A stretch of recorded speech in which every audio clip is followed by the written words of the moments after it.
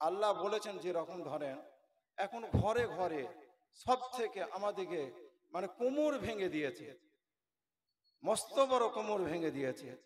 যেটা জেনে রাখবেন, কোরআন শরীফে যখন কোন নবীর দ্বারাই, আমাদের নবীর দ্বারাই মানে হুকুম করেছে, হে নবী আপনি বলে দেন, যেখানেই বলেছে কোরআনে কুল বলে ব্যবহার করেছেন, ইয়া ইহা রসুল বলে ব্যবহার করেছেন, তার অর্থ হচ্ছে যে খুব জরুরি।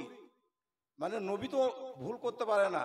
আমাদের কি এটা ধারণা নবী কোনোদিন ভুল করতে পারে? নবীরা এটা তো ধারণা করলে ঈমান চলে যাবে।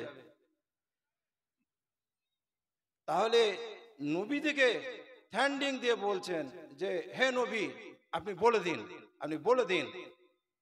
আচ্ছা, দুনিয়ায় থাকতে গেলে আমরা আসার পর কিসের জন্য পেরেশান আছি? রুজি, রুজির জন্য। কোরআনে কোনো জায়গায় এর কথা বলে নাই।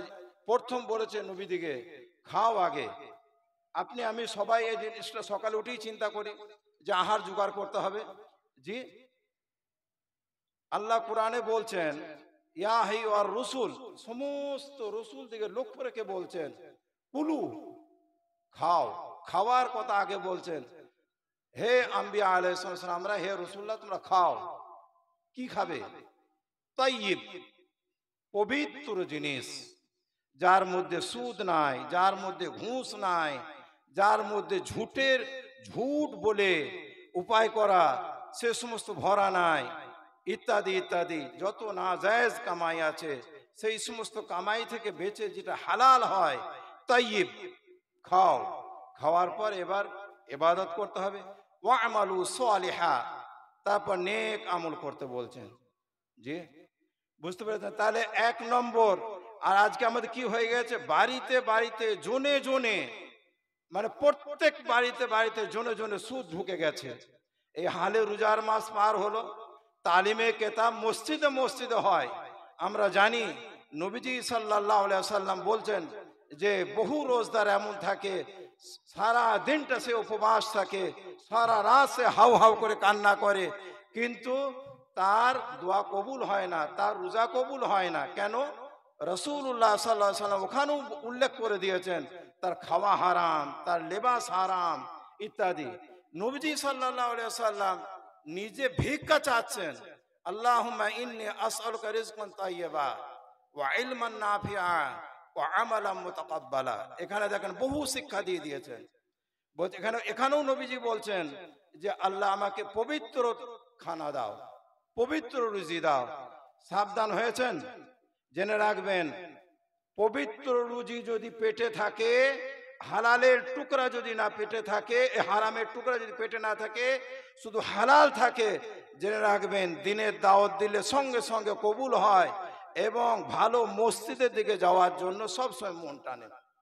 আর যখনই হারাম লোকমা পেটে পড়ে তখনই গুনার দিকে সে ছুটতে থাকে, গুনার দিকে তাকে নিয়ে যায়, টেনে নিয়ে যাবে গুনার দিকে। বুঝতে পেরেছেন? তো হালাল রুজি হচ্ছে সব থেকে এক নম্বর। রাসূলুল্লাহ সাল্লাল্লাহু আলাইহি ওয়াসাল্লাম তিনিও দোয়া চাচ্ছেন, ভিক চাচ্ছেন, ইন্নী আসআলুকা, হে আল্লাহ আপনার কাছে আমি চাচ্ছি, প্রার্থনা চাচ্ছি, রিজকান তাইয়্যিবা, হালাল রুজি দেন। রিজকের পর তারপর কি হয়? শিক্ষা। শিক্ষা, দুনিয়ার শিক্ষা আছে, দিনের শিক্ষা আছে। ইলমান নাফিআ, এখানে দেখেন খুব ভালো তো গুরুত্ব করে শুনেন, নাফি শব্দ ব্যবহার করেছে। এমন শিক্ষা যে শিক্ষাটা আমাকে জান্নাতের দিকে নিয়ে যাবে, এমন শিক্ষা আছে। আমি বড় আলেম, আপনি বড় ডাক্তার, বুঝতে পেরেছেন? আপনি বড় মাস্টার, আমি বড় আলেম, বড় বক্তা, আমি খুব বয়ান করছি, খুব আমি কিতাব পড়াচ্ছি, আমি ডাক্তারি লাইনে এক নম্বর হয়ে গেছি, আমার মিজাজের মধ্যে অহংকার চলে এসছে, মানুষের বাহাবাহাতে পাগল হয়ে গেছে। রাসূলুল্লাহ সাল্লাল্লাহু আলাইহি ওয়াসাল্লাম এই দুয়ার মূল ছেটে দিচ্ছেন, রিজকান ওয়া ইলমান নাফিআ, যে ইলম এটা তোমাকে জান্নাতের দিকে নিয়ে যাবে। অর্থাৎ আমি ইলম এই জন্য শিক্ষা করেছি যে আমি মানুষকে দিনের শিক্ষা দেবো, মানুষকে মানুষের লাইনে নিয়ে আসবো, এই জন্য শিক্ষা। ওয়া আমালান মুতাকাব্বালা, এবং আমল ওখানেও ছেড়ে দিয়েছেন যে এমন আমল যে আমলটা আল্লাহর নিকটে কবুল হবে। অর্থাৎ রিয়া থেকে বেঁচে যাওয়া। এর আগে বললাম যে আল্লাযী খলাকাল মাউত ওয়াল হায়াত লিয়াবলুয়াকুম আইয়ুকুম আহসানু আমালা। আজকে দেখেন এখানে আল্লাহ কোরআনে, আমি এটা 29 পারা দ্বিতীয় আয়াতটা বলছি, বুঝতে পেরেছেন? দ্বিতীয় লাইনেই আছে যে আইয়ুকুম আকসারু আমালা। আকসার মানে হচ্ছে বেশি। আল্লাহ একথা বলে নাই যে তোমরা যখন হাসরে ময়দানে আসবে আমি দেখব যে কে কতগুলো আমল নিয়ে এসছো, এ কথা বলেন নাই। আল্লাহ বলছেন আহসানু আমালা, কে ভালো আমল করে নিয়ে এসো, রিয়া থেকে এবং লোক দেখানি থেকে ইত্যাদি ইত্যাদি, পাক সাপ মাল খেয়ে ইবাদত করা, এইভাবে পরিষ্কার পরিচ্ছন্ন করে নামাজ পড়লে ঠিক মতো রুকু সেজদা করা, যেগুলো নবীজি সাল্লাল্লাহু আলাইহি সাল্লাম বলেছেন, বারবার শুনি যে একটা রুকু থেকে ওঠার পর, এই সেজদা থেকে ওঠার পর দ্বিতীয় সেজদা যাওয়ার আগে স্থির ভাবে বসে তারপর দ্বিতীয় সেজদায় যেতে হয়, একে ইতমিনান রুকু বলে। আর রুকু থেকে উঠে স্ট্রেট দাঁড়িয়ে রব্বানা লাকাল হামদ, তারপর আল্লাহু আকবার বলে যেতে হয়। এগুলো না করলে না সেজদা সব ওয়াজিব হয়ে যায়। এইরকম ভাবে ইখলাসের সঙ্গে কে সুন্দর করে আমল নিয়ে এসছে আল্লাহ পাক এইটা দেখবেন। জি, এই জন্য মেরা আজিজ ও ভাই ও দোস্ত, সবাই এইটা চেষ্টা করবেন যে আল্লাহ তাআলা আমাদের হালাল রুজি দেয়, হালাল রুজির উপর চেষ্টা করবেন। দেখবেন দিন দুনিয়া দু জায়গাতেই আমরা কামিয়াবি থাকবো।